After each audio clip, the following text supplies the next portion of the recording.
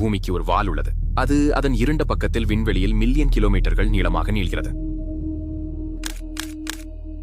விசாசலஸ் பல் நட்சத்திரங்களுடன் தொடர்புடையவை. ஆனால் விஞ்ஞானிகள் நமது கோளமும் விண்வெளியில் நகரும் போது ஒரு பெரிய கண்ணுக்கு தெரியாத பாதையை விடுவதாக உறுதிப்படுத்தியுள்ளனர். இது பூமியின் காந்த வலயத்தின் ஒரு பகுதி, குறைந்தது 2 மில்லியன் கிலோமீட்டர் நீளமாக நீள்கிறது மற்றும் சூரிய காற்றிலிருந்து நம்மை பாதுகாப்பதில் முக்கிய பங்கு வகிக்கிறது.